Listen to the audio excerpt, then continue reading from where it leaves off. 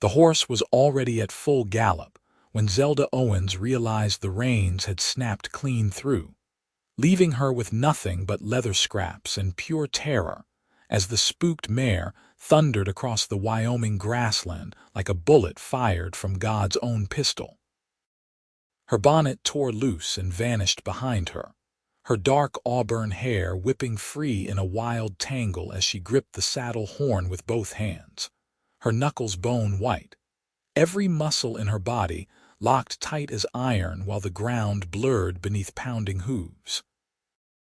She had seconds, maybe less, before the mare reached the rocky ravine ahead, and Zelda knew with absolute certainty that she was about to die on this bright June morning in 1876, thrown and broken on the Wyoming plains 300 miles from the Boston parlor where she had been raised to pour tea and embroider pillowcases, not ride half-wild horses across untamed country. Then he appeared from nowhere, a massive figure on a black stallion that seemed to materialize from the very landscape itself, rider and horse moving together with such perfect unity that they looked like something from ancient mythology, some centaur of muscle and raw power thundering alongside her runaway mare. Zelda caught only a glimpse of a sun-bronzed face beneath a battered hat, a thick beard, shoulders impossibly broad beneath buckskin and leather, before his arm shot out and caught her around the waist with such strength and precision that she felt herself lifted clear from the saddle as though she weighed no more than a child's doll. The world spun, her stomach lurched, and then she was cradled against a chest as solid as mountain granite, held secure by an arm thick with muscle that kept her absolutely steady while he guided his stallion to a controlled stop with nothing but his legs and a low-voiced command. The runaway mare continued on without her, already slowing now that the weight had left her back, and Zelda found herself being lowered to the ground with such careful gentleness that her boots touched the grass as softly as flower petals settling on still water. Her legs gave out immediately. She would have collapsed if those massive hands had not caught her elbows, steadying her with the same careful control he had used to set her down. She looked up and up, because the man was easily a head taller than any man she had ever met, and found herself staring into eyes the color of a winter storm, gray and intense, and currently fixed on her face with an expression that might have been concern or might have been something else entirely. "You hurt." His voice was deep, rough-edged, the kind of voice that suggested he did not use it often or for frivolous purposes. Zelda opened her mouth and found she could not make words come out. Her whole body was shaking, trembling like an aspen leaf in wind, the aftermath of terror flooding through her now that the immediate danger had passed. She shook her head instead, managing that much at least. He studied her for another long moment, those storm-gray eyes moving over her face, down to her shoulders, her arms, as though checking for injury with the same thoroughness a doctor might employ. Apparently satisfied, he released her elbows but stayed close, clearly ready to catch her again if her legs failed a second time. Reins snapped, Zelda finally managed, her voice coming out thinner than she liked. I could not stop her. Saw that. He glanced toward where her mare had finally stopped 100 yards distant, sides heaving, head down as she tore at the grass. Leather was rotted through. Should have checked before you mounted. It was not said unkindly, but Zelda felt her cheeks flame anyway. I did check. I thought they were fine. He made a non-committal sound and walked past her toward the mare, his stride long and easy, his movements economical in the way of men who spent their lives outdoors and wasted no energy on unnecessary motion. Zelda watched him go, still trying to catch her breath, still trying to process what had just happened. He had scooped her from a galloping horse as easily as picking an apple from a low branch, had set her down as carefully as handling blown glass, And now he was checking over her mare with the same calm competence he seemed to bring to everything. She became aware that she was staring at him. More than staring, really studying him with an intensity that would have been considered extremely forward in any Boston drawing room. But this was not Boston, and the man had just saved her life. So perhaps she could be forgiven for noticing the way his buckskin shirt stretched across shoulders that looked carved from solid oak, the way his dark hair hung past his collar in thick waves that suggested he cut it himself when it got too long and did not much care about fashion. His beard was full but trimmed close enough to show the strong line of his jaw, and even from 20 feet away she could see the way muscle moved beneath skin when he bent to examine the mare's legs. He caught the dangling reins and turned back to her, leading the mare with the calm authority that suggested the horse would not dare act up with him holding the leather. "You far from town, Cody," Zelda said. "I was riding out from the Turner Ranch. I work there." She paused, then added, because her mother had drilled manners into her from birth, "Thank you for what you did. I would have been killed, probably." He said it matter-of-factly without any attempt to soften the truth. "Ravine is rocky. Fall would have broken your neck or worse." Zelda swallowed hard. "Yes, well, thank you anyway." He nodded once, a brief dip of his chin, and held out the reins. "Cannot ride her back like this. Reins are finished. You will have to walk or ride with me." The thought of walking 6 miles back to the Turner Ranch in her riding boots made Zelda's feet hurt in anticipation, but the thought of riding with this enormous stranger made something else entirely flutter in her chest. "I can walk. 6 miles in this heat." He raised an eyebrow, the first real expression she had seen on his face. "You will collapse before you make 3. Come on." He turned back to his stallion without waiting for her answer, clearly expecting her to follow. Zelda found herself moving after him automatically, still too shaken to properly argue, and watched as he swung up into his saddle with an easy grace that belied his size. Then he was reaching down, offering her his hand, and she was taking it, feeling the calloused strength of his palm engulf her smaller hand as he lifted her up behind him as effortlessly as he had lifted her from the galloping mare. "Hold on," he said, and Zelda wrapped her arms around his waist because there was nothing else to hold, and felt her hands not quite meet on the other side because his torso was that broad. The leather of his shirt was butter soft under her palms, warm from the sun, and beneath it she could feel the solid wall of muscle that made up his back and sides. He made a clicking sound with his tongue, and the stallion started forward at an easy walk, her mare trailing behind on a lead rope he had tied in the seconds while she was mounting. They rode in silence for several minutes, Zelda acutely aware of every point where her body pressed against his, acutely aware of the way she could feel his breathing, the shift of muscle when he adjusted his seat or guided the horse with imperceptible signals. She tried to hold herself slightly back to maintain some proper distance, but the stallion's gait kept pushing her forward until she was pressed fully against the stranger's back, her cheek nearly touching his shoulder blade. "What is your name?" she asked finally, because the silence was becoming more unbearable than speaking. "Xavier Rourke." "I am Zelda Owens." "Know who you are," he said. "Saw you in town last week. You were buying supplies at Morrison's store." Zelda blinked in surprise. She did not remember seeing him, and she was certain she would have remembered someone who looked like Xavier Rourke. "You were there, was passing through." He paused, then added, "You were arguing with Morrison about the price of flour."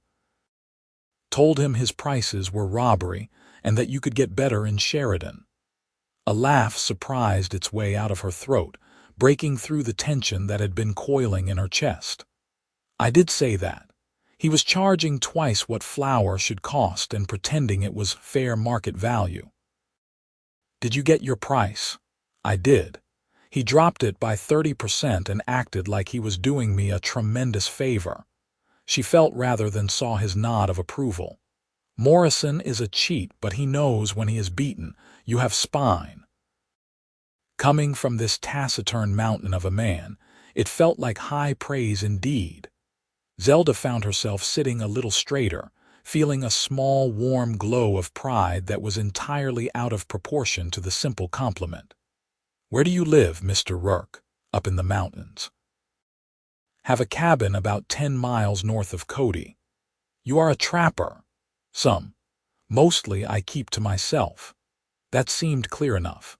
He was a mountain man, one of those solitary figures who lived away from civilization, who came to town only when necessity demanded it. Zelda had heard of such men but never met one before. The settlers in Cody spoke of them with a mix of respect and wariness, acknowledging their skill and toughness while maintaining a careful distance from their chosen isolation. "What brings you down from the mountains?" she asked. "Needed supplies, and now, it seems, to pull foolish women off runaway horses." There was something in his tone, the barest hint of dry humor, that made Zelda smile despite herself. "I am not usually foolish. The reins truly did look sound when I checked them. Leather can be tricky. Looks fine on the surface and rots from the inside out, like people sometimes." That was unexpectedly philosophical from a man who seemed more comfortable with silence than conversation. Zelda considered it, then said, "Have you known many people who rotted from the inside?" "Enough." He shifted slightly in the saddle, adjusting their course around a scattering of rocks. "More than I care to count." There was a weight to those words that spoke of history, of experiences that had driven him to his mountain solitude. Zelda wanted to ask more, wanted to pry open this taciturn man and see what lay beneath the quiet exterior. But she sensed that pushing would only make him shut down entirely. So instead she stayed quiet, letting the rhythm of the horse's walk lull her into something approaching calm, letting herself notice the way the afternoon sun gilded the grassland, the way the Absaroka range rose blue and magnificent in the distance, the way Xavier Rourke's body radiated warmth like a stove even in the June heat. The Turner Ranch came into view after 40 minutes of riding, its cluster of buildings looking small and vulnerable against the vast sweep of landscape. Ephraim Turner ran cattle and kept a few horses, and he had hired Zelda 3 months ago to help his wife Sarah with the household work, and to teach their 3 children their letters and numbers. It was not the life Zelda had imagined when she left Boston, but it was honest work, and the Turners were kind people who treated her with respect rather than as servant labor. Xavier guided the stallion right up to the main house and stopped, waiting while Zelda carefully dismounted. Her legs were steadier now, though she still felt shaky in ways that had nothing to do with physical weakness. She turned to look up at him, shading her eyes against the sun. "Thank you again, Mr. Rourke. I owe you my life." "No debt," he said shortly. "Anyone would have done the same." "I do not think that is true, but regardless, I am grateful." He looked down at her for a long moment, those storm-gray eyes unreadable, then gave a single nod. "Check your equipment before you ride, every time, no exceptions." "I will, I promise." He gathered the reins as if to leave, then paused. "You need someone to look at that mare's hooves." She was favoring the left front. "Stone bruise maybe." "I will tell Mr. Turner." Another nod, and then he was turning the stallion, heading back toward Cody with her mare still trailing behind. Zelda watched him go, this enormous silent man who had appeared from nowhere and saved her life with such casual competence, and felt something unfamiliar stirring in her chest. She told herself it was just gratitude, just the natural response to being rescued, but she knew that was not quite the whole truth.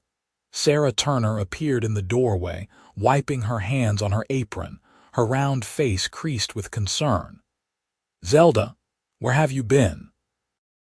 We expected you back over an hour ago. And who was that man?" Myraine snapped, Zelda explained, moving toward the house on legs that still felt slightly unsteady. "The mare bolted. That man pulled me from the saddle before I was thrown into the ravine." Sarah's eyes widened, one hand flying to her mouth. "Good Lord, you could have been killed, I know." Zelda reached the porch and sank down onto the top step, suddenly exhausted. "Xavier Rourke saved my life." "Xavier Rourke?" Sarah sat down beside her, concern shifting to curiosity. "The mountain man. I have heard of him. Lives up in the high country, barely comes to town. Some folks say he is dangerous, that he left civilization for dark reasons." "He did not seem dangerous." Zelda thought about those careful hands setting her down like glass, about the gentle way he had checked for injuries. "He seemed capable." Sarah snorted softly. "Capable is one word for it. Did you see the size of him? Like a grizzly bear in man form." Zelda felt her cheeks warm and was grateful Sarah was not looking directly at her face. "He was very kind, quiet but kind." "Well, kind or not, you are lucky he was there. Must have been Providence watching over you." Sarah patted Zelda's knee and stood up. "Come inside and have some water. You look done in. And you can tell me the whole story while I finish the bread." Zelda followed her inside, grateful for the cool dimness of the house after the bright sunlight, grateful for Sarah's easy acceptance and lack of dramatics. But even as she recounted the story, even as she helped with the bread, and then with starting dinner, her mind kept returning to those minutes pressed against Xavier Rourke's back, to the solid strength of him, to the way his voice had rumbled through his chest when he spoke. She told herself to stop being foolish, that she would likely never see the man again, that mountain men did not mix with town folk or ranch hands or Boston-educated women trying to make their way in Wyoming. But that night, lying in her small room off the kitchen, she found herself unable to sleep, found herself replaying every moment of the encounter, found herself wondering what kind of life Xavier Rourke lived up in his mountain cabin, what had driven him to solitude, what he thought about during the long winter nights when snow buried the high country under drifts that could swallow a man whole. 2 weeks passed before Zelda saw him again. 2 weeks during which she threw herself into her work with unusual intensity, teaching the Turner children their lessons with fierce concentration, helping Sarah with the endless tasks that kept a ranch house running, even learning to help Ephraim with some of the livestock work when he was short-handed. She checked her riding equipment obsessively before every ride, hearing Xavier's voice in her head commanding her to check every time without exceptions. The mare's stone bruise healed under treatment, and Zelda was grateful that his quick eye had caught the injury before it became something worse. She went into Cody twice during those 2 weeks, ostensibly for supplies but partly hoping she might catch a glimpse of him. She did not, and she told herself it was ridiculous to be disappointed, told herself to stop acting like a silly girl with a crush, told herself that Xavier Rourke had already forgotten she existed. Then late one afternoon, she was in the stable grooming one of the horses when a shadow fell across the doorway, and she looked up to see him standing there, his big frame blocking most of the light, his hat in his hands. "Mr. Rourke," she said, and was annoyed to hear breathlessness in her voice. "I did not hear you ride up. Did not mean to startle you." He stayed in the doorway, not quite entering, as though uncertain of his welcome. "Came to check on the mare, see if the stone bruise healed proper. It did, thanks to you catching it when you did." Zelda set down the brush she had been using and moved closer, trying not to be obvious about the way her heart had started racing. "Would you like to see her?" He nodded and stepped into the stable, and Zelda was struck again by his sheer size, by the way he had to duck slightly to clear the doorframe, by the breadth of shoulders that seemed even more impressive in the confined space. She led him to the mare's stall and watched as he ran his hands down the horse's leg with practiced skill, checking the hoof, pressing gently on the frog to gauge the mare's reaction. "Good," he pronounced finally. "Healed clean. No heat, no tenderness. I am relieved. She is a good mare, just prone to spooking. Most horses are when something startles them sudden-like." He gave the mare a final pat and straightened, nearly bumping his head on a ceiling beam. "You been checking your equipment? Every time, without exceptions, just as you told me." Something that might have been approval flickered in his eyes. "Good." They stood there in the stable dimness, looking at each other, and Zelda felt the silence stretch between them like something physical, like something she could almost touch. She searched for something to say, some reason to keep him there a little longer, but before she could find words he was already turning toward the door. "Wait," she said, and was surprised by the urgency in her own voice. He stopped, looking back over his shoulder. "Would you like some water? Or coffee? It is the least I can offer after everything you did." He hesitated, and she could see the refusal forming, could see him about to make his excuses and disappear back to his mountain. Then Sarah's voice called from the house. "Zelda, is someone there?" Xavier's eyes flicked toward the sound, something unreadable crossing his face. "Should not intrude. You would not be intruding." Zelda moved closer, lowering her voice. "Please, I would like to talk to you, to thank you properly." He studied her for a long moment, those storm-gray eyes searching her face for something she could not name. Then he gave a short nod. Coffee would be welcome. Relief flooded through her, disproportionate and probably inappropriate, but she did not care. She led him toward the house, calling ahead to Sarah that they had a visitor, watching the other woman's face transform from curiosity to recognition, to something approaching alarm when Xavier ducked through the doorway into the kitchen. "Mr. Rourke," Sarah said, recovering quickly and wiping her hands on her apron. "This is unexpected. Please sit down. I will get coffee." "Appreciate it, madam." Xavier removed his hat and held it awkwardly, looking around the kitchen as though uncertain where to put himself. The chairs suddenly seemed fragile and small. The entire kitchen suddenly seemed small, and Zelda found herself fighting the urge to laugh at the absurdity of trying to fit this mountain of a man into the domestic space. He finally chose a chair at the table and sat carefully, as though afraid of breaking something. Sarah busied herself with the coffee pot, shooting Zelda meaningful looks that clearly said they would be discussing this later. Zelda ignored her and sat down across from Xavier, folding her hands on the table to keep from fidgeting. "How are things in the high country?" she asked, quiet, "the way I like them. Do you not get lonely?" He considered the question with the same seriousness he seemed to bring to everything.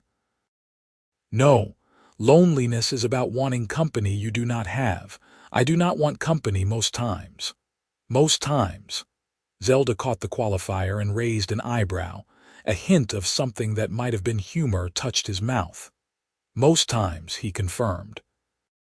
Sarah set coffee cups in front of them and retreated to the other side of the kitchen, ostensibly working on dinner preparations but clearly listening to every word. Xavier wrapped his hands around the cup, and Zelda noticed the scars on his knuckles, the calluses, the strength in those fingers. "What made you choose that life?" she asked. "Living alone in the mountains." "Spent time in the army after the war," he said, speaking slowly as though each word required consideration. "Cavalry, saw things I would rather forget, did things I would rather forget. When my time was up, the thought of going back to cities and crowds and people everywhere made my skin crawl. Needed space, needed silence. The mountains provided both." It was the most he had said at one time, and Zelda felt privileged to hear it, felt like he had given her something valuable.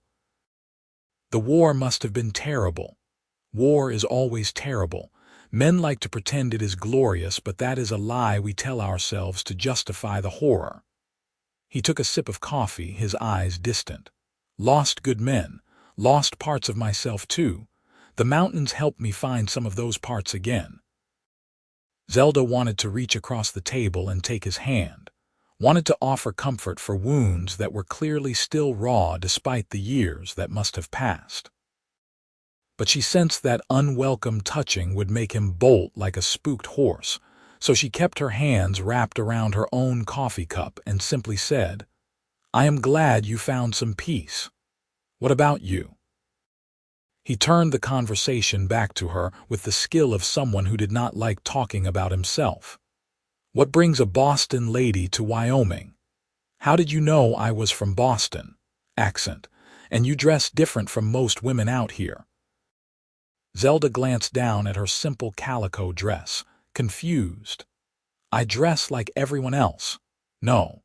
You wear your clothes like you are used to finer things, like you are making do with what you have instead of wearing what you are accustomed to."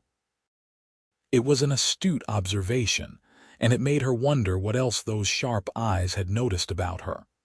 "You are right. I was raised in Boston, in a house with servants and china and all the trappings of respectable society. My father was a banker. When he died 2 years ago, we discovered he had been living far beyond his means. The debts consumed everything. My mother moved in with her sister in Philadelphia, and I decided I wanted something different. I wanted to make my own way instead of becoming dependent on relatives who would treat me as a burden. So you came west." "I came west. I found a position teaching in Cheyenne first, but that situation did not work out. The family had expectations I was not willing to meet." She saw understanding flicker in his eyes, and was grateful she did not have to elaborate on exactly what expectations a young woman teacher might face from an employer with poor boundaries. "I heard about the position with the Turners through a church notice board and came to Cody 3 months ago." "You like it here?" "I do." She found she meant it. "It is hard work and sometimes lonely, but it feels real in a way Boston never did. In Boston I was decorative. Here I have purpose." Xavier nodded slowly. "Purpose matters." They fell into silence again, but it was more comfortable now, less weighted with awkwardness. Sarah set plates of bread and butter on the table without comment, and Zelda cut slices for both of them, pleased when Xavier accepted with a quiet thanks. "You should come to dinner properly sometime," Zelda found herself saying. "The Turners would not mind, and you should not have to eat alone up in your cabin all the time." He looked at her with those unreadable eyes, and she could not tell if the suggestion pleased or disturbed him. "Mountain is where I belong. Even mountain men have to eat, and it would give you a reason to come to town more often." She paused, then added with more boldness than she felt, "I would like to see you again, as a friend, if you would permit that."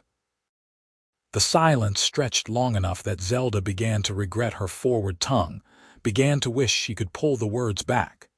Then Xavier said quietly, "I would permit that." Something warm bloomed in Zelda's chest, something that felt dangerous and wonderful in equal measure.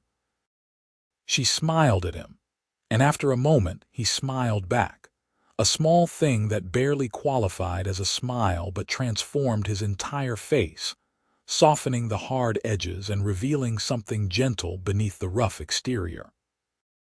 He stayed for another hour, talking more than she suspected he had talked to anyone in months, sharing small pieces of his life in the mountains, his observations about the weather and the wildlife, and the way the seasons changed the high country. Zelda listened hungrily, fascinated by this glimpse into a world so different from anything she had known, fascinated by the man himself and the contradictions he represented. Violent, capable hands that could be infinitely gentle, a solitary nature that was nevertheless reaching toward connection, a hard exterior that protected something soft and wounded underneath. When he finally rose to leave, Zelda walked him out to where his stallion waited with patient stillness. The sun was setting, painting the western sky in shades of orange and purple, and in that light, Xavier's face looked younger, less weathered, almost vulnerable. "Thank you for staying," Zelda said, "for talking with me. Thank you for asking." He settled his hat on his head and gathered the reins. "I will come by again, if that is acceptable." "It is more than acceptable. It would make me very happy." He looked at her for a long moment, something complicated moving in his eyes, then swung up into his saddle with that easy grace that still surprised her. "Take care, Miss Owens. Zelda, please call me Zelda." Zelda. He tested the name, and she liked the way it sounded in his deep voice. "Take care, Zelda. You as well, Xavier." She watched him ride away until he was just a dark shape against the sunset, until she could no longer make out any details. And even then, she stood there, feeling the evening breeze cool on her skin, feeling something shifting inside her that she was not quite ready to name. Sarah found her there 10 minutes later. "Well," the older woman said, "that was interesting. He is an interesting man. He is a dangerous man, Zelda. Oh, I do not mean he would hurt you, not deliberately. But men like that, men who have seen too much and chosen isolation, they are not built for normal life, for homes and families and regular society." "I know." Zelda turned to look at Sarah, this kind woman who had become something like a friend over the past 3 months. "But I think perhaps I am not built for normal life either, not anymore." Sarah sighed and shook her head, but her expression was fond rather than disapproving. "Just be careful. Guard your heart. I would hate to see you hurt." "I will be careful," Zelda promised and meant it. But even as she said the words, she knew it was likely already too late. Her heart was already involved, already reaching toward Xavier Rourke with a force that felt inevitable as gravity. And she could no more stop it than she could stop the sun from rising or the mountains from standing against the sky. Xavier came again the following week, and then again a few days after that. The visits became regular, became something Zelda found herself looking forward to with an anticipation that made her days brighter. He never stayed long, always had some practical excuse for his presence, checking on a horse or bringing fresh game he had hunted. But Zelda noticed that the excuses were becoming thinner, that he was staying longer each time, that the conversation was becoming easier and deeper. The Turner children adored him. Young Emma, who was 7, declared him the biggest man she had ever seen, and insisted on climbing his legs like he was a tree. 5-year-old Thomas wanted to know everything about living in the mountains and peppered Xavier with endless questions about bears and wolves, and whether he had ever fought a mountain lion. Even baby Grace, just 3, would toddle over and demand to be picked up, secure in the way of small children that this enormous man would be gentle with her. Xavier bore it all with patient good humor that surprised everyone, including perhaps himself. He would let Emma hang on his arm while he talked with Ephraim about cattle prices, would answer Thomas's questions with serious consideration, would lift Grace onto his shoulders and carry her around while she shrieked with delight and grabbed fistfuls of his hair. Zelda watched him with the children and felt something warm and fierce taking root in her chest, felt herself falling harder and deeper with every visit. She knew it was dangerous. Sarah had warned her, and she had warned herself, but knowledge did nothing to stop the way her heart raced when she saw him riding up the path, did nothing to stop the way she found excuses to touch his hand or his arm, did nothing to stop the way she caught herself thinking about him during the long hours between visits. The summer deepened, and the heat grew, turning the grassland brown and driving the cattle to cluster near the few reliable water sources. Zelda learned to ride better, learned to help with ranch work, learned the rhythms of this life so different from Boston parlors and social calls. Xavier taught her things during his visits: how to read weather in the clouds, how to identify animal tracks, how to move quietly through wild country.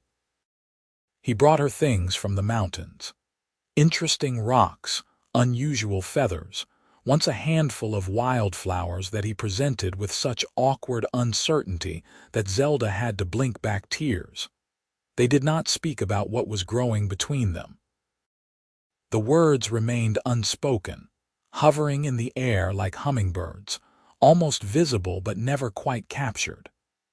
Zelda told herself she should be the one to speak first, should put voice to the feelings that were becoming harder to ignore, but she was afraid. Afraid of pushing him away, afraid of disturbing the delicate balance they had found, afraid of discovering that what she felt was one-sided. Then one day in late July, Xavier arrived with tension written in every line of his body, with his jaw tight and his eyes distant. He helped Ephraim with a fence repair but worked in near silence. And when Zelda brought water out to the men, he barely acknowledged her beyond a curt nod of thanks. She waited until the work was done and Ephraim had gone back to the barn, then caught Xavier's arm before he could mount his stallion. "What is wrong?" "Nothing." He did not look at her, kept his eyes fixed on the distant mountains. "That is not true. Something is bothering you. You have barely spoken all afternoon." He was quiet for so long she thought he would not answer. Then he said, "Ran into someone in town yesterday. Fellow I knew from the war. He recognized me. And he talked about the war, about things I did, things I try not to remember." Xavier's hands clenched and unclenched at his sides. "Brought it all back. The noise, the blood, the screaming. Sometimes I think I left it behind, that I found peace in the mountains. Then something happens and I realize it is all still there, just buried." Zelda's heart ached for him. She tightened her grip on his arm, feeling rock-hard muscle beneath the buckskin. Everyone carries their past with them. The war ended more than 10 years ago, but the men who fought in it will carry those scars forever. That does not make you weak or broken. Feels broken sometimes. His voice was rough, almost angry, but she knew the anger was not directed at her. "Feels like I am held together with frayed rope, like one wrong pull will unravel everything. Then let me help hold you together." The words were out before she could stop them, bold and revealing, laying her heart bare. "Let me help carry some of that weight." He finally looked at her then, and the raw vulnerability in his eyes nearly undid her. "Why would you want to? You should find yourself a nice man, someone whole, someone who does not wake screaming from nightmares, someone who can give you the life you deserve." "I do not want a nice man. I want you." She stepped closer, bringing them nearly chest to chest, having to tilt her head back to meet his eyes.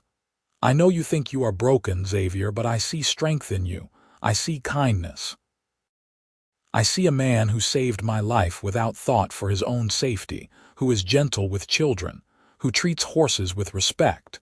If that is broken, then perhaps broken is what I need." Zelda. Her name was a plea and a warning and a question all at once. "I am not afraid of your past. I am not afraid of your nightmares. I am only afraid that you will push me away because you think you are protecting me from yourself." He raised one hand and cupped her face with a gentleness that made her breath catch, his palm rough with calluses but his touch feather light. "I have nothing to offer you. A cabin in the mountains with no luxuries, a life of isolation, a man who is better with silence than words. That is not nothing." She turned her face into his palm, let herself lean into his strength. "That sounds like everything I did not know I wanted."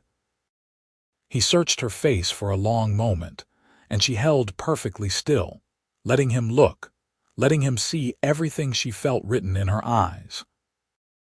Then he bent his head and kissed her. And it was everything she had imagined and nothing like she expected, gentle and fierce and desperate all at once. His lips careful on hers as though she might break, as though she were something precious beyond measure. When he pulled back, his eyes were storm dark, his breathing unsteady. I cannot promise you easy, I cannot promise you comfort. I do not need easy, I do not need comfort, I need you. Can you promise me that? Yes. The word was solid, unshakable, a vow made binding by the weight of his voice. I can promise you that. She rose on her toes and kissed him again.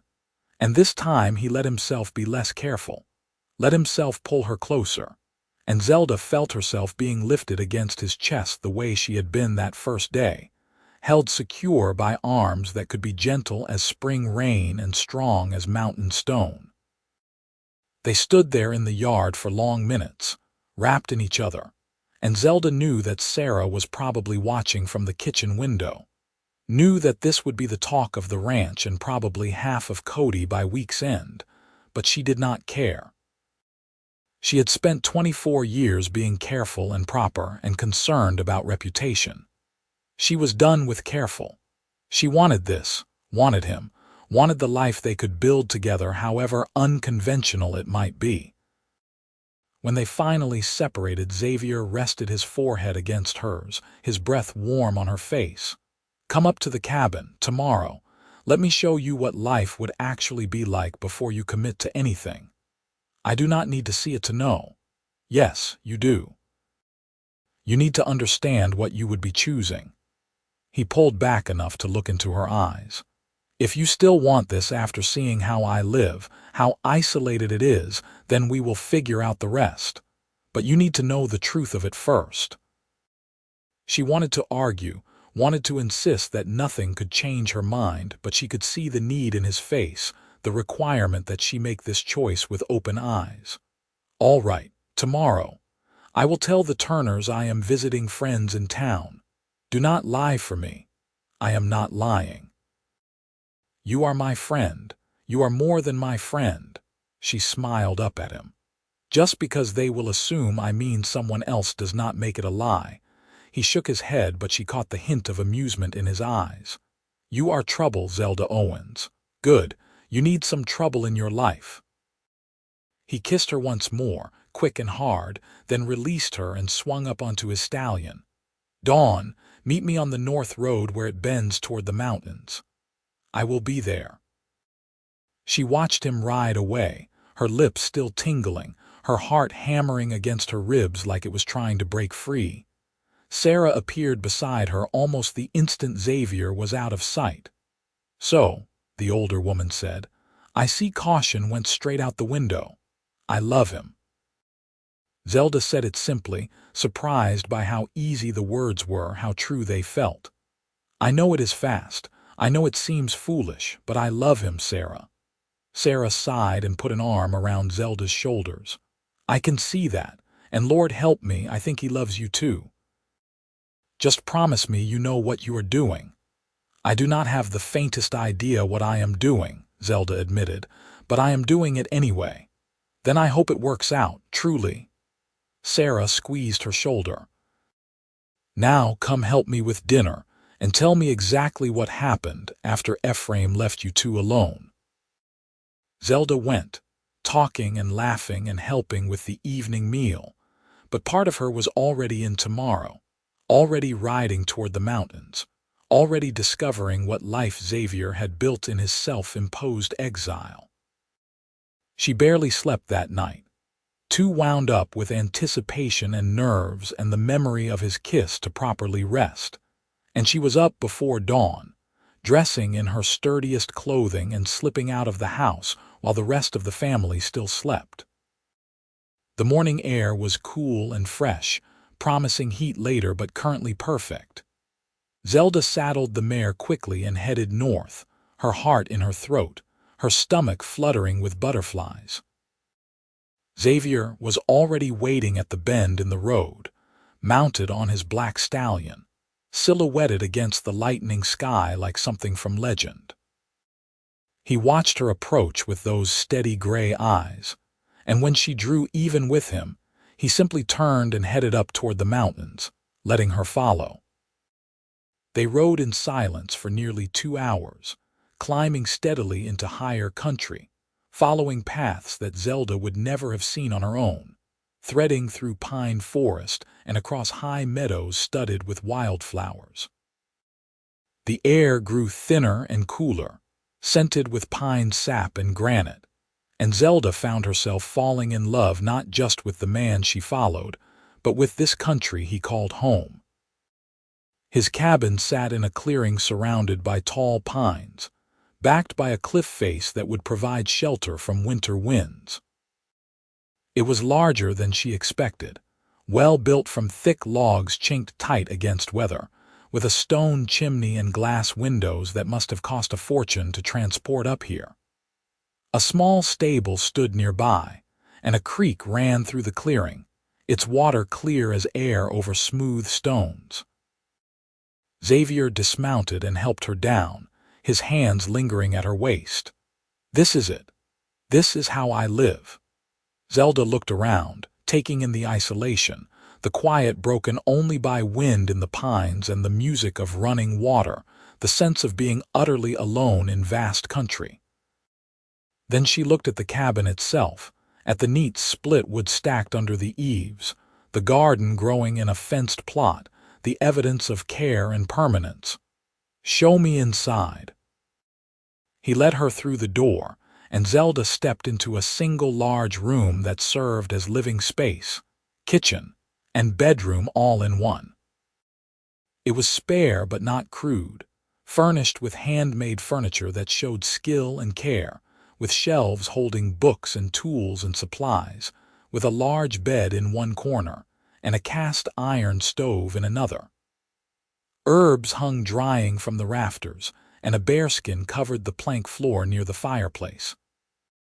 "I built it myself," Xavier said from behind her, and she could hear uncertainty in his voice. "Took 2 summers to finish, but it is solid, keeps out the cold, stays dry in storms. It is beautiful." She turned to face him, meaning it absolutely.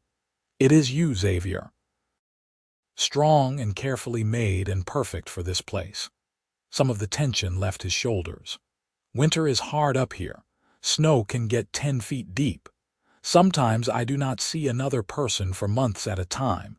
It gets cold enough to freeze the water in the bucket overnight. The wind screams through the trees like something dying." "That does sound hard," Zelda acknowledged, "but you survive it, you even seem to thrive in it. I am used to hardship, you are not." He moved closer, taking her hands in his much larger ones. "I cannot take you to dances or parties. I cannot give you fine dresses or dinners in restaurants. This is what I have, Zelda. Just this cabin and this mountain and me. That is all I can offer." She looked up into his worried face, at this mountain of a man who thought he was not enough, and felt her heart expand until she thought it might burst. "You know what I had in Boston, Xavier. Fancy dresses I did not choose, dinner parties where I was decorative, a future already planned where I would marry some banker my father approved and spend my life running a household and being respectable. I hated it. I felt like I was suffocating in silk." She squeezed his hands, willing him to understand. "When I came west, I thought I was running away from something, but maybe I was running toward this, toward you, toward a life that is real and raw and full of purpose. I do not need dances. I do not need fine dresses. I need to wake up every morning with you. I need to build a life with you. That is all I want. You might change your mind when you face your first mountain winter. Then let me try. Let me stay for a while and see. The Turners will understand if I give them proper notice." He pulled her against his chest, wrapping those massive arms around her, and Zelda rested her head against his heartbeat, feeling safer than she had ever felt in her life. "I want you to be sure. I am sure." She pulled back enough to look up at him. "I was sure the moment you set me down like glass.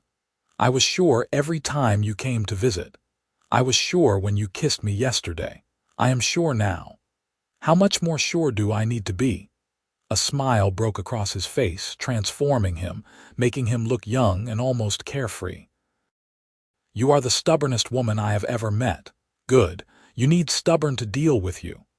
She rose on her toes and kissed him, long and deep, pouring everything she felt into it. Now show me the rest of your mountain. I want to see everything.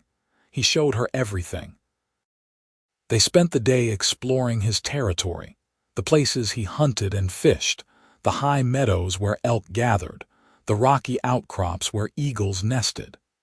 He showed her how he tracked animals, how he read the land, how he found water and food and shelter in country that would kill the unprepared. He showed her the beauty he found in this isolated life, the peace he had carved from solitude and silence. They talked for hours, sharing stories and dreams and fears, breaking through the last barriers of formality, learning each other in ways that went deeper than simple facts. Zelda told him about losing her father, about watching her mother diminish into dependence, about the desperate need she had felt to choose a different path, even if it meant leaving everything familiar behind. Xavier told her about the war, haltingly at first, but then with increasing openness, about the friends he had lost, about the violence he had witnessed and participated in, about the way killing changed a man even when the killing was deemed necessary. I was not a good man in the war, he said as they sat by the creek in the late afternoon, watching the water flow past. I followed orders, I did what I was told, but that does not make the things I did right. Were you cruel? Did you take pleasure in the violence? No, never that. But I was efficient, cold. I turned off the part of myself that felt compassion because compassion got men killed. By the time it ended, I did not know how to turn that part back on. But you did turn it back on. You are not cold now. You are one of the kindest men I know. He looked at her with something like wonder. You see me different than I see myself. Maybe I see you more clearly. Maybe the problem is that you are still looking at yourself through the eyes of a soldier in war instead of seeing who you became after. She took his hand, threading her fingers through his. I see a man who saved a stranger because it was the right thing to do, a man who is gentle with children and animals, a man who built himself a home and a life through sheer determination. That is who you are, Xavier. The rest is just history. He lifted their joined hands and kissed her knuckles, his beard soft against her skin. I do not deserve you. Probably not. I am exceptional. She said it lightly, teasing, and was rewarded with a genuine laugh that made her heart sing. They rode back to the cabin as the sun was setting, and Xavier built a fire while Zelda explored his shelves, pulling down books with interest. He had an eclectic collection, everything from philosophy to practical guides to farming, poetry to adventure novels. She settled near the fire with a volume of Whitman and read aloud while he prepared dinner. And the domesticity of it, the simple pleasure of being together in comfortable silence, felt like coming home. They ate venison stew that Xavier made in a pot hung over the fire, and it was better than anything Zelda had eaten in Boston's finest restaurants. After dinner, they sat together on the bearskin rug, her back against his chest, his arms wrapped around her, watching the fire burn down to embers. I should get you back before full dark, Xavier said reluctantly.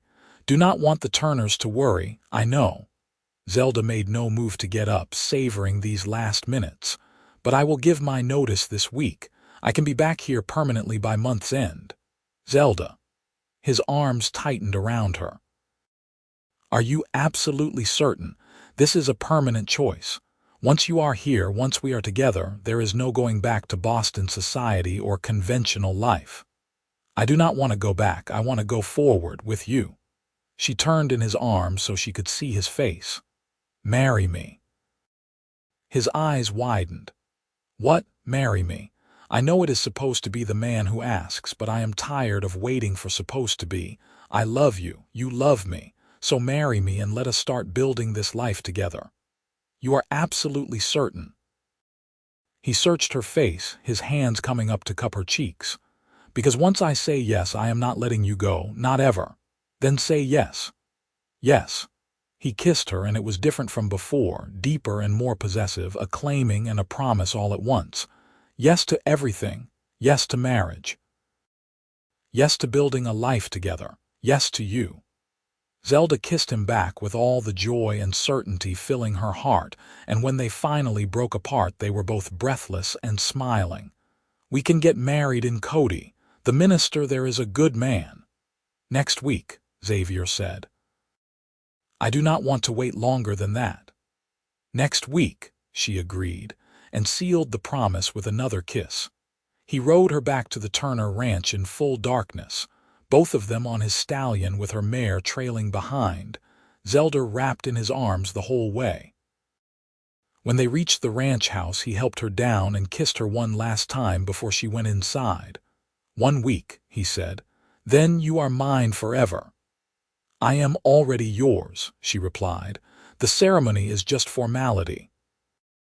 She watched him ride away, then turned and walked into the house to find the entire Turner family waiting up, their faces a mix of concern and curiosity.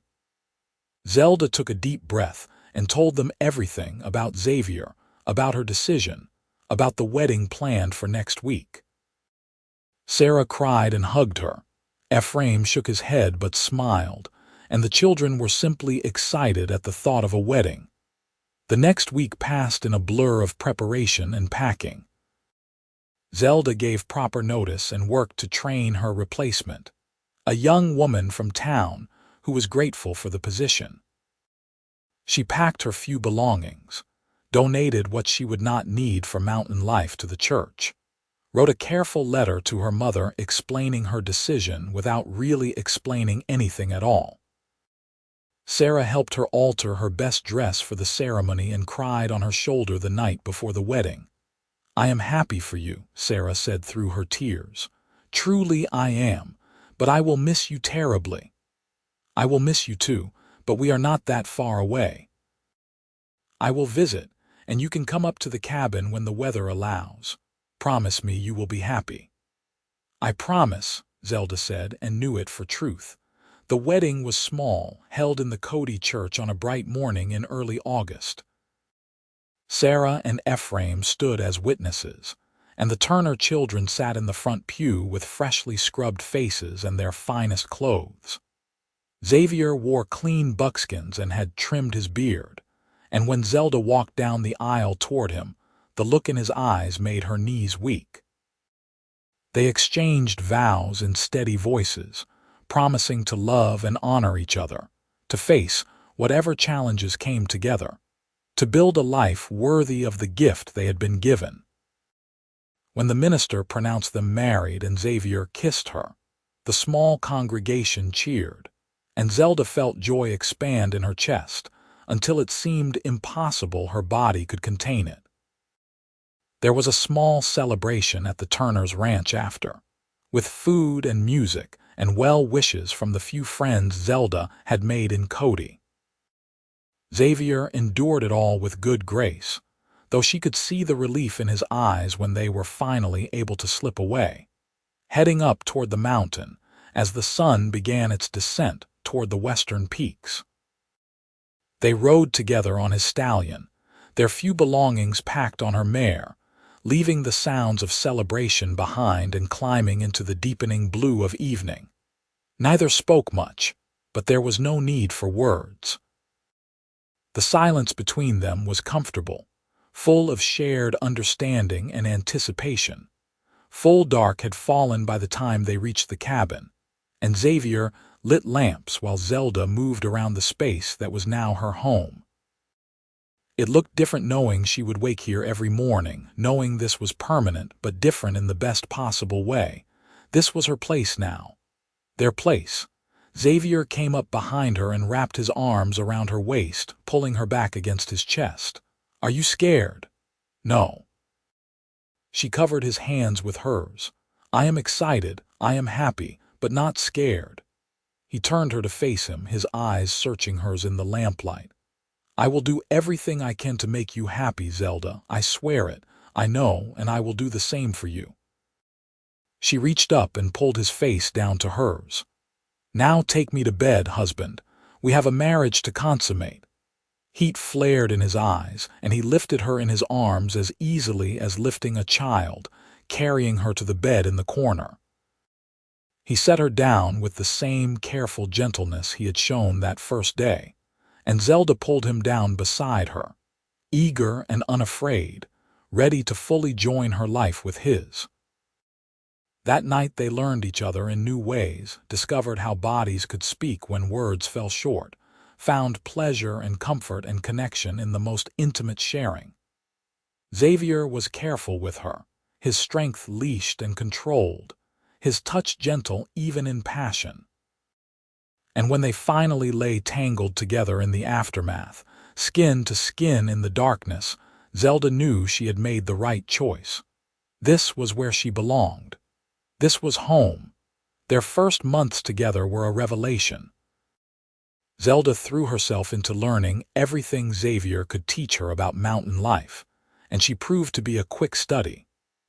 She learned to shoot well enough to bring down small game, learned to identify edible plants and medicinal herbs, learned to read weather and animal signs. She helped Xavier smoke meat for winter, helped him gather firewood and stack it to dry, helped him reinforce the cabin against coming cold. Xavier in turn seemed to blossom under the attention, under the simple presence of someone who wanted to share his life. He talked more, smiled more, laughed at her jokes even when they were not particularly funny. He built additions to the cabin, a separate room for storage, a covered porch where they could sit in evening and watch the sun set over the peaks. He brought her gifts from his wanderings, interesting rocks and eagle feathers, and once a carved wooden bird that he had made during a long afternoon when snow kept him inside. They were happy. Not in some grand, dramatic way, but in the quiet, everyday contentment that came from building a life together, from working side by side, from falling asleep and waking together. They had their challenges, of course. Zelda struggled with the isolation at first, with the profound silence and the absence of human company beyond Xavier. There were days when she missed Sarah and the Turner children, when she missed conversation and laughter and the buzz of even a small town. But Xavier sensed those difficult days and would make an effort to take her into Cody, would trade his solitude for her need for connection without complaint. And Zelda learned that isolation was different from loneliness, that she could be perfectly content with just Xavier's company, that she had traded quantity of people for quality of relationship and gained far more than she lost. Xavier had his own struggles. His nightmares came less frequently with Zelda beside him, but they still came, dragging him from sleep with racing heart and strangled shouts. The first time it happened, Zelda woke to find him bolt upright in bed, breathing hard, his body rigid with tension. She had wrapped her arms around him and simply held on, not trying to talk him down or fix anything, just providing her presence as an anchor. "I am sorry," he had said when he finally calmed. "I should have warned you this happens. You have nothing to apologize for. Bad dreams happen. We will get through them together." And they did. Over time, the nightmares came less often, and when they came, Xavier could surface from them more quickly with Zelda's touch to ground him. He began to believe, slowly, that the war might not own him forever, that healing was possible even from wounds that went bone deep. Autumn came and painted the high country in shades of gold and red, and they worked frantically to prepare for winter, hunting and preserving meat, gathering late harvest from the garden, checking and rechecking their supplies. Xavier was relentless in his preparations, driven by the knowledge that once deep winter set in they would be completely isolated, dependent entirely on what they had stored away. The first snow fell in mid-October, a light dusting that melted by afternoon, but it was a warning of what was coming. By early November, the snow had settled in for real, and within a week it was 3 feet deep and still falling. Xavier had been right about the isolation. Days would pass when they could not even see beyond the clearing, when the world outside the cabin windows was nothing but white and blowing snow. But inside the cabin was warmth and light and companionship. They spent the long evenings reading aloud to each other, playing cards, talking about everything and nothing. Xavier carved wooden animals while Zelda learned to knit, and they both discovered that quiet domesticity suited them far better than either had expected. They made love frequently, learning each other's bodies with increasing confidence, finding pleasure and connection in physical intimacy that deepened their emotional bond. Winter also brought vulnerability, brought down the last walls Xavier kept around the darkest parts of his past. During a particularly fierce storm in January, trapped inside for days, he finally talked about the worst things he had seen and done during the war. He spoke of a battle where half his company died, of friends torn apart by cannon fire, of wounded men screaming for help he could not give, of the enemy soldiers he had killed because hesitation meant death. Zelda listened without judgment, holding his hand, letting him purge the poison that had been festering for years. When he finished, exhausted and hollow-eyed, she simply said, "Thank you for trusting me with this, for letting me see all of you, even the parts you think are too damaged to love. How can you still want me, knowing what I did? Because you did what you had to do to survive, because you have spent every year since trying to make peace with it, because you are not that soldier anymore, Xavier. You are my husband, and you are good, and you are worthy of love." She pulled him into her arms, and he clung to her like a drowning man finding solid ground. That night marked a shift between them, a deepening of their bond. Xavier let go of the last pretense of being invulnerable, and Zelda stepped fully into the role of partner rather than protected. They became truly equal, truly united, facing the world together rather than separately. Spring came slowly to the high country, the snow melting in fits and starts, mud and ice making the world treacherous. But the first green shoots pushing through dead leaves were like a miracle, a promise of renewal and continuation. Xavier took Zelda on a tour of their territory as it came back to life, showing her the hidden valleys where wildflowers bloomed first, the places where elk calved, the eagle nest that had survived another winter. "I used to think this was all I needed," he said as they stood overlooking a meadow brilliant with columbine and Indian paintbrush. "Just me and the mountain and the silence. But I was wrong. I needed you too. I just did not know it yet." Zelda leaned against his side, his arm heavy and warm across her shoulders. "I think we were both looking for something without knowing what it was, and then that horse bolted and threw us together, and suddenly everything made sense. Best runaway horse of my life." He grinned down at her, and she laughed and kissed him, tasting spring air and happiness. That summer they expanded the garden, built a proper chicken coop and acquired chickens from a rancher near Cody, worked on improving the stable. Zelda proved to have a knack for animal husbandry, and the chickens thrived under her care, providing eggs that made their diet more varied. She also started learning leatherwork from Xavier, proving to be surprisingly skilled at the delicate work. They made regular trips to Cody now, going together rather than Xavier going alone. The townsfolk grew accustomed to seeing them, this mismatched pair of mountain recluse and refined Eastern woman who somehow fit together perfectly. Sarah and the Turners visited the cabin twice that summer, marveling at what Xavier and Zelda had built, at the obvious happiness that radiated from both of them. "I was worried about you," Sarah admitted to Zelda during one visit while the men were working on replacing a section of the porch. "I thought you might regret choosing such an isolated life." "I have not regretted it once," Zelda said honestly. "This is exactly where I am supposed to be." Their second winter was easier than the first, both of them more prepared mentally and emotionally for the isolation.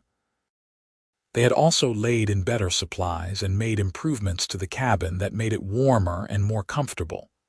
Zelda no longer struggled with missing town life, no longer felt the pull of civilization. The mountain had become her home in the deepest sense. It was during that second winter that Zelda began to suspect she might be pregnant. She missed her monthly courses, felt nauseous in the mornings, noticed her breasts becoming tender. She said nothing at first, wanting to be certain, but when another month passed with the same symptoms, she knew. She told Xavier on a February evening while they sat by the fire, his head in her lap while she ran her fingers through his hair. "I have something to tell you." "What is it?" He looked up at her, catching the seriousness in her tone. "I am pregnant. We are going to have a baby." He went completely still, his eyes wide, and for a moment Zelda worried he was not pleased. Then he sat up and pulled her into his lap, holding her so tight she could barely breathe, his face buried in her neck. When he pulled back, his eyes were wet. "A baby," he said, his voice rough with emotion. "We are having a baby. Are you happy?" she asked, needing to hear it. "Happy does not cover it." He cradled her face in his hands. "I never thought I would have this. A wife, a child, a family. I thought I was too damaged, too broken. But you gave me this, Zelda. You gave me everything." "We gave it to each other," she corrected, and kissed him through her own tears. The rest of the winter passed in a haze of planning and preparation. Xavier became even more protective, barely letting Zelda lift anything heavy, fussing over her diet and health with an intensity that was endearing even when it was excessive. He started building a cradle from carefully chosen wood, carving intricate designs into the headboard, pouring all his love and hope into creating something beautiful for their child. Zelda sewed baby clothes from soft fabric they bought in Cody, read everything she could find about pregnancy and childbirth, tried not to panic about the fact that when her time came, they would be isolated on the mountain with the nearest doctor hours away in good weather. Xavier hired a midwife from Cody, an experienced woman named Margaret who agreed to come stay with them a month before the baby was due. Spring came again, their third season in the cabin, and with it came renewed life and growth. Zelda's belly swelled as the flowers bloomed, and Xavier would rest his head against her stomach in the evenings, talking to the baby, telling stories, singing old songs in his rough voice that made Zelda's heart ache with love. In late May, Margaret arrived with her supplies and her no-nonsense competence, and Zelda felt some of her anxiety ease. The midwife was in her 50s, weathered and capable, and she had delivered hundreds of babies in her long career. She pronounced Zelda healthy and the baby positioned well, and settled in to wait with the patience of long experience.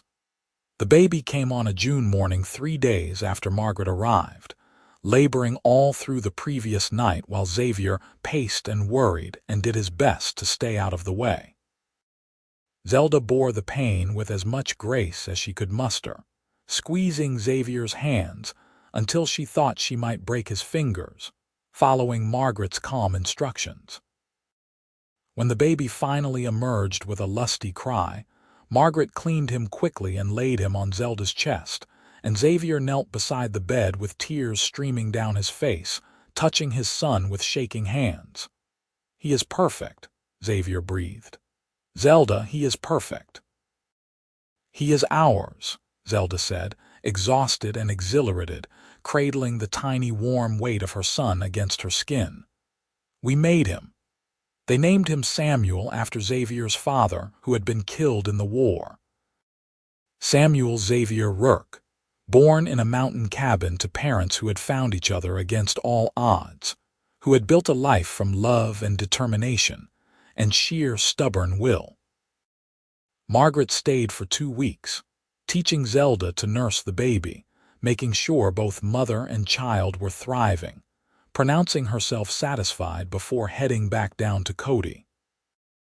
Xavier barely left Zelda's side during those early days, fetching and carrying, helping with the baby, looking at his wife and son with such naked devotion that Zelda sometimes had to look away from the intensity of it. Being new parents was exhausting and overwhelming and occasionally terrifying, but they figured it out together. Samuel was a healthy baby who ate well and grew quickly, and Zelda found that motherhood came more naturally than she expected. Xavier was endlessly patient with his son, would spend hours just holding him and watching him sleep, would walk the floor with him when he was fussy, would talk to him constantly, despite getting no response beyond gurgles and coos.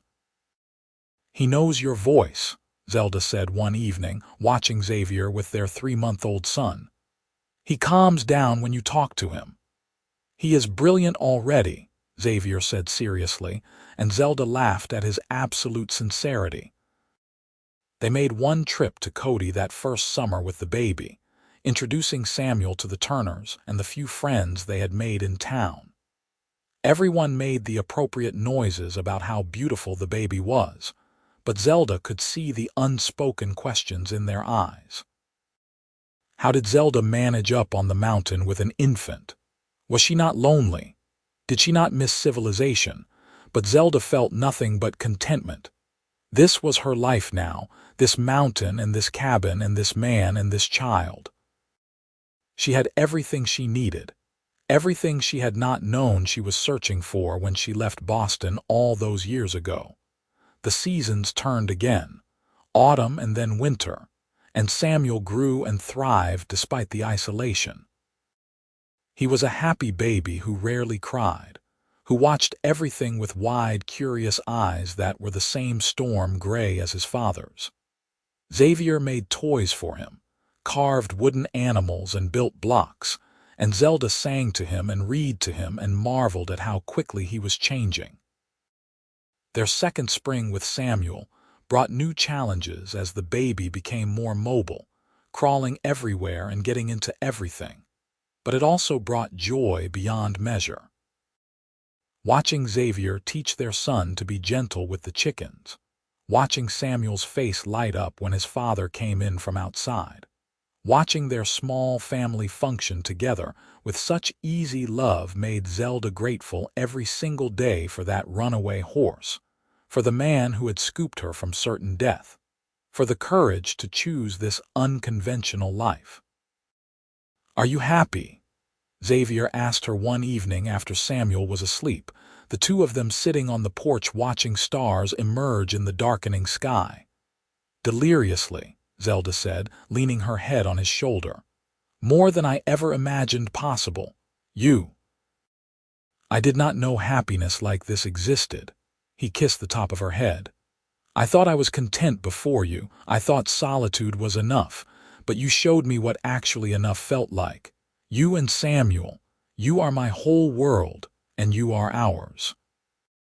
She turned to kiss him properly, tasting the truth of their shared life in that simple meeting of lips.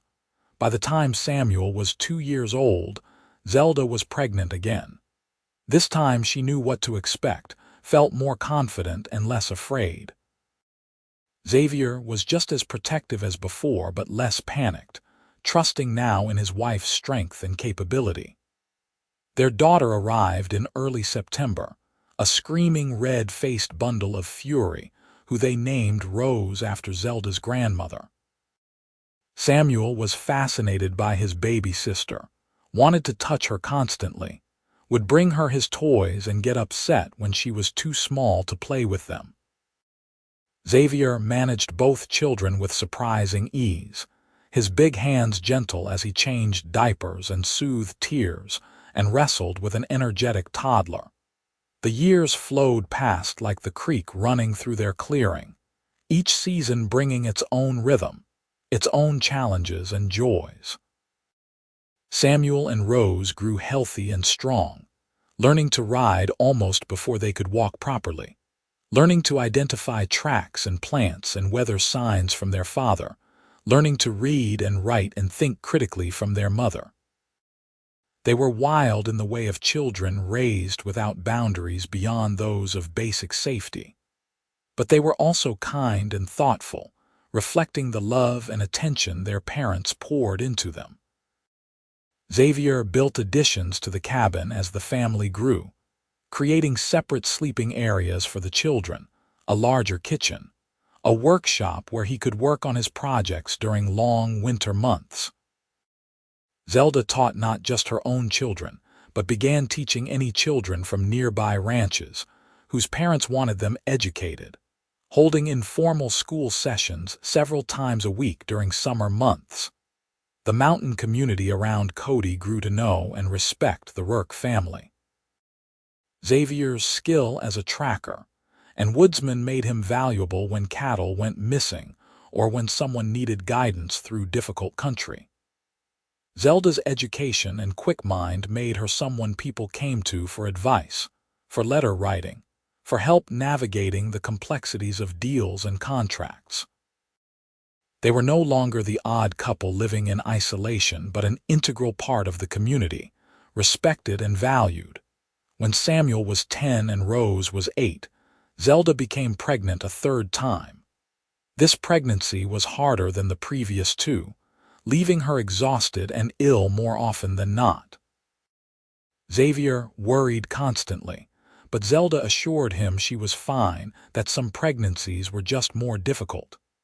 She was 40 years old now, not the young woman who had first climbed this mountain, and her body felt the difference. Their third child, another son they named Thomas, arrived during a spring snowstorm that trapped them in the cabin for 2 days after the birth. He was a small baby, fussier than his siblings had been, but healthy and strong despite his difficult start. Samuel and Rose adapted easily to their new brother, helping care for him with the competence of children who had grown up with responsibilities. Xavier, now 45, had gray threading through his dark hair and beard, but he was still strong as ever, still capable of working from dawn to dusk without complaint. He looked at his 3 children with the wonder of a man who could not quite believe his good fortune, who had thought he would live and die alone on this mountain, but instead had been given a family beyond his wildest dreams. "We did good," he said to Zelda one evening after all 3 children were finally asleep. The 2 of them collapsed in exhausted relief on their bed. "We did better than good," Zelda agreed. "We built something real, something that will last," and it did last. Through hard winters and dry summers, through illnesses and injuries, and the normal struggles of raising children in remote country, through the small triumphs and disappointments that made up daily life. They built not just a home but a legacy, teaching their children to be strong and capable and kind, to respect the land and the people around them, to value honesty and hard work and the bonds of family. Samuel grew tall and strong like his father, with the same quiet competence and steady temperament. Rose inherited her mother's quick mind and sharp tongue, her ability to see through pretense and speak uncomfortable truths. Thomas was the most social of the 3, loved people and conversation, dreamed of traveling and seeing the wider world beyond Wyoming mountains. As the children grew toward adulthood, Xavier and Zelda found themselves with more time alone again, returning in some ways to those early years when it was just the 2 of them against the mountain. They were older now, moving a bit slower, but the love between them had only deepened with time. They knew each other completely, could communicate with a glance, could work together with the seamless efficiency of long partnership. They talked sometimes about those early days, about the runaway horse that had changed everything, about the choices they had made that seemed so reckless in hindsight but had led to this life they treasured. "You ever wonder what would have happened if I had not been there that day?" Xavier asked one evening as they sat on the porch watching another sunset paint the sky. "I would have died," Zelda said simply. "Broken my neck in that ravine and died before anyone found me. So no, I do not wonder. I am just grateful. Grateful you were there. Grateful you were brave enough to scoop me off that galloping horse. Grateful you were careful enough to set me down like glass instead of just dumping me on the ground. I knew you were something special from that first moment." Xavier took her hand, his thumb rubbing across her knuckles the way he had done 10,000 times before. "Knew I had to be careful with you. And you have been. For 25 years you have been careful with me, gentle with me, even while teaching me to be strong and capable. You gave me exactly what I needed, Xavier. You gave me everything. You gave me more." He pulled her closer, tucking her against his side where she fit perfectly. "You gave me life when I thought I was just existing. You gave me hope when I had none. You gave me children and purpose and a reason to keep going when the nightmares came. You saved me just as much as I saved you that day. Then we are even." Zelda smiled up at him, this man who had become her whole world, whose strength had sheltered her and whose gentleness had healed her. "We saved each other." They sat together as the stars emerged one by one, as the mountains settled into night around them, as their children slept safe in the house they had built together. The years stretched behind them, full of memories and triumphs and struggles overcome. The years stretched ahead, promising more of the same, promising grandchildren and growing old together, promising that the life they had built would continue long after they were gone. Zelda thought back to that terrified young woman gripping a saddle horn as a horse galloped out of control, thought about how she had believed she was about to die. In a way, she had. That old version of herself, the Boston lady who poured tea and worried about propriety, had died in that moment. And from that death had come rebirth, had come this truer version of herself who could shoot straight and birth babies and build a life in wild country. She thought about Xavier's massive hands reaching for her, about the moment of flight when she hung suspended between disaster and salvation, about touching ground again with such impossible gentleness. He had caught her mid-fall and set her down safe, but he had done more than that. He had given her solid ground to stand on when she had been floating untethered, had given her direction when she had been wandering lost, and she had done the same for him.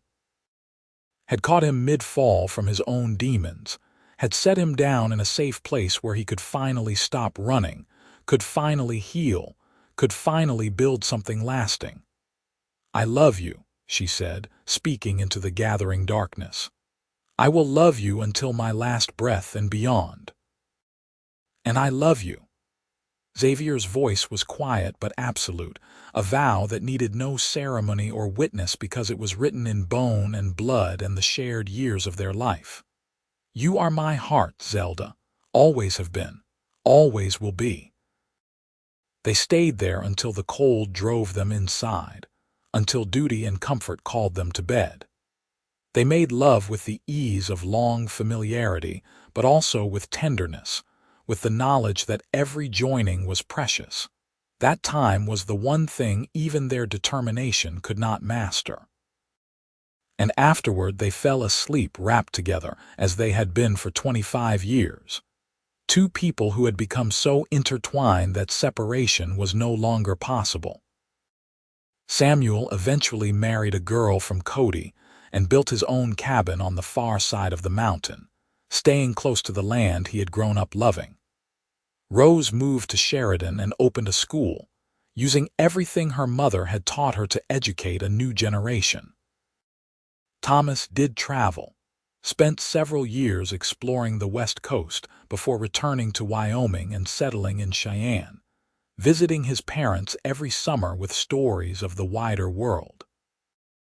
Xavier and Zelda became grandparents, then great-grandparents, watching their family branch and grow, watching their legacy extend beyond their own children into the future. They grew old together as few couples were fortunate enough to do, their bodies slowing but their minds sharp, their love constant as the mountain itself. On a summer evening 35 years after that runaway horse had changed everything, Xavier and Zelda sat on their porch as they had sat thousands of times before. Xavier was 70 now, his hair completely gray, his body still strong but moving with the careful stiffness of age. Zelda was 65, her auburn hair white, her face lined but still beautiful to the man who loved her. "You have any regrets?" Zelda asked, the question coming from nowhere but feeling important in the golden evening light. Xavier took his time answering the way he always had, thinking through his words before speaking them. "No, not a single one. I would live this exact life again if given the choice, would choose you every time, even knowing how hard it was sometimes, even knowing what we gave up. We gave up nothing that mattered, we gained everything that did." He squeezed her hand. "What about you? Do you regret leaving Boston, regret choosing this hard life?" "Not for a second." Zelda leaned her head on his shoulder, breathing in the familiar scent of him, pine and wood smoke and something indefinable that was just Xavier. "You gave me the best life I could have imagined. You gave me purpose and love and adventure. You gave me children and grandchildren and a home. How could I possibly regret any of that?" They sat in comfortable silence as the sun set one more time over the mountains, as the creek sang its endless song, as the life they had built together hummed quietly around them. The cabin stood solid and strong, weathered by decades of seasons but still standing, still shelter, still home. The garden they had planted together flourished in late summer abundance. The chickens roosted peacefully in their coop. The mountain stood eternal and unchanging, witness to everything they had become. Inside the cabin, photographs hung on the walls showing their children at various ages, showing grandchildren and great-grandchildren, showing the expansion of the family they had started. Books lined the shelves, some originals from Xavier's bachelor days and others added over the years. The bearskin rug still lay by the fireplace, worn now but still warming cold feet on winter mornings. The bed where they had slept together for 3.5 decades stood in the corner, its frame handmade by Xavier, its quilt sewn by Zelda. Everything told their story. Everything spoke of lives lived fully, of love given and received, of choices made with courage and conviction. They had built something lasting from that single moment of crisis, had transformed a rescue into a romance into a marriage into a family and a legacy. "Thank you," Xavier said as darkness gathered, his voice rough with emotion.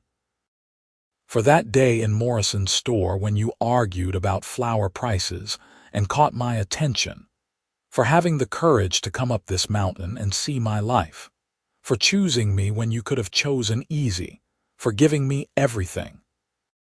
"Thank you for being there when that horse bolted," Zelda replied, tears streaming down her face though she smiled as she cried. "For being fast enough to catch me, for being strong enough to hold me, for being gentle enough to set me down like I was made of glass, for seeing something in me worth saving. You were always worth saving. You were always worth everything."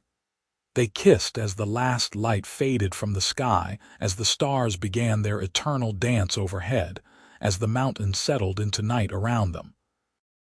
Two people who had found each other against impossible odds, who had built an impossible life, who had loved each other with an intensity that burned as bright after 35 years as it had in those first breathless days.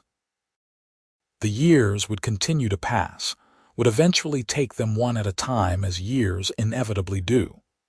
But their story would live on in their children and grandchildren, in the cabin that would stand for generations, in the mountain that had witnessed their love and held it safe. They had become part of this place, woven into its fabric as permanently as the stone and the pine and the endless sky. And it had all started with a runaway horse, a desperate woman, and a mountain man who had possessed both the strength to catch her and the gentleness to set her down like glass, who had saved her life, and then spent the rest of his showing her how to truly live. They stayed on the porch until the cold drove them inside, until age and wisdom told them it was time to rest. They prepared for bed with the familiar routine of decades, checking the fire, locking the door, moving through the space they knew by heart even in darkness. They climbed into bed and found each other in the night, wrapping together as they always had, as they always would for whatever time remained. "Good night, my love," Zelda whispered. "Good night," Xavier replied, his arms secure around her, his heartbeat steady beneath her ear. They fell asleep together as they had fallen asleep thousands of nights before, two hearts beating in synchrony, two lives perfectly merged, two souls so completely intertwined that where one ended and the other began was no longer clear. The mountain stood guard over them as it had for 35 years, silent and strong and eternal, sheltering the love story that had bloomed within its embrace.